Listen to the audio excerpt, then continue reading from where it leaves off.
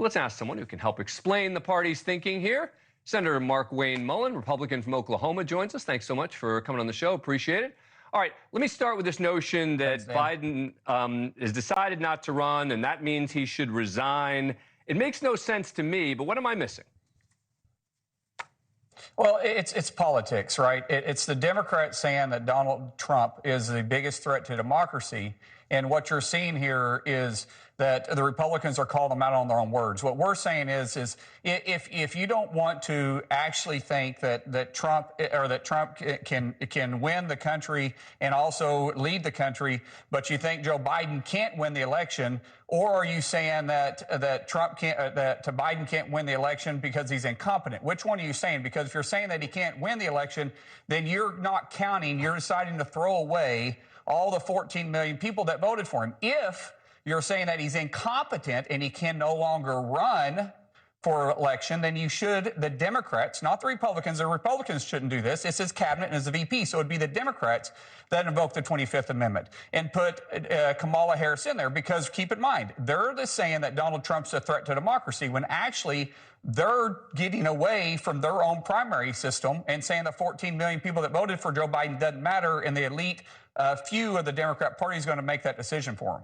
So the thing I would push back on is this idea that somebody's saying he can't run. No one's saying he can't run. They were basically realizing he's not going to win, that he's too old, that he seems too feeble, right? I mean, that was the political calculation here. Sure, Dan, but everybody saw his numbers dropping before the debate happened. They've moved that debate up before the conventions on purpose to see if he would get a bump from the convention. Or not from the convention, from the debate. It didn't happen. So immediately, because of his true incompetence on the debate stage, they decided to say that he needed to pull down.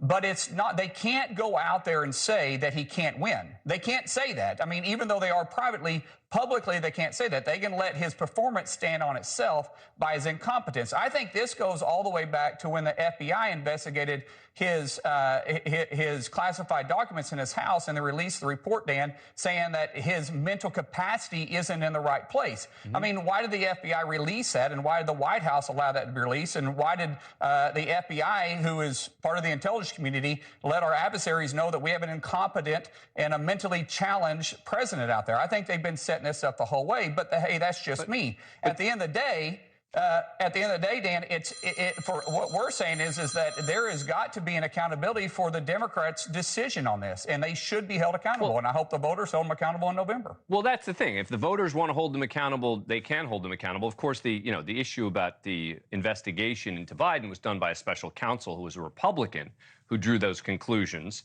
about exactly what he thought about Joe Biden, right? But Dan, there isn't a single report that comes out from the FBI, which is part of the DOJ, that isn't scrubbed. And they could have easily put that report out and redacted all the mental capacity part and put it in a classified setting where the public couldn't see it. They redact stuff all the time. But if they had done that, you would have been yelling and screaming about why they redacted it.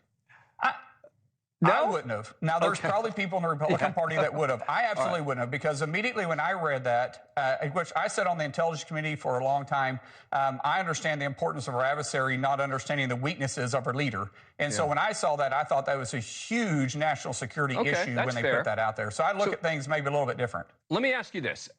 Do you think that there is a risk that all of these challenges to the swap here make the Republicans look like they're afraid of Kamala Harris? Once again, I'll go back to the politics. I heard your opening, and I thought you're actually, spot on. But it's really about politics, right? We want them to choose Kamala. Kamala has unfavorabilities at 55.5%. Her faves are at 37%. Anytime you start and your unfaves are higher than your faves, you're in a lot of trouble, right? Right now, she's in that same position. So we want her there. We just want to dig them in and make them choose her. Because, listen, we don't, and by the way, if they go to the open convention, who knows what's happened? It wasn't that long ago when at the convention, Bernie Sanders almost stole the election. So there is no telling what can happen if they went to the open convention. So they don't want to do that either. And now that our fundraising numbers are off the chart, we're going to get Kamala and we're going to wipe the floor with her and whoever she chooses as a VP. Thank you for watching. Go to newsnationnow.com to find NewsNation on your cable provider. And don't forget to click the red subscribe button below to get more of NewsNation's fact-driven, unbiased coverage.